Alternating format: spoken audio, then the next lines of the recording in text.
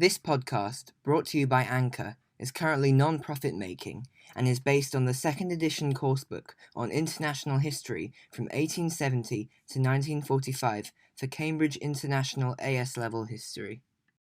Welcome to my podcast. In this episode, I will be speaking about the May 4th movement.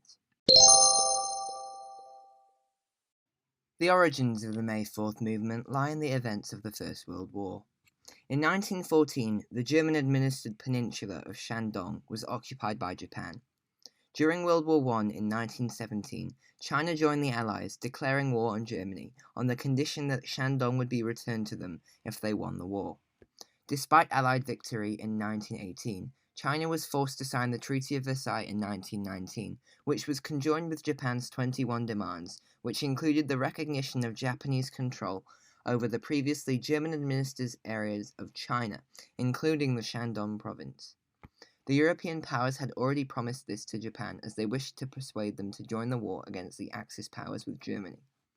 This enraged the Chinese public, who felt betrayed by the Western powers, who had promised the return of the Shandong Peninsula to China in return for their assistance in the war. They believed Western powers were unconcerned by the feelings of China as they gave up parts of China, just like they had carved them up into spheres of influence for themselves. Additionally, the Chinese saw the Treaty of Versailles as a symbol of Japanese aggression, as they were able to use their power and position to obtain what they wished for. Protests began on May 4, 1919, carried out mainly by 3,000 college students from universities in the Beijing region, who were infuriated by the terms of the Treaty of Versailles, which left no improvement in China's democracy and freedoms.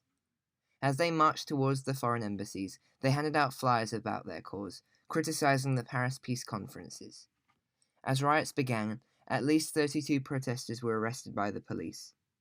As the news spread, protests formed across the country, including in major cities of Shanghai, Nanking, Tianjin, and Guangzhou.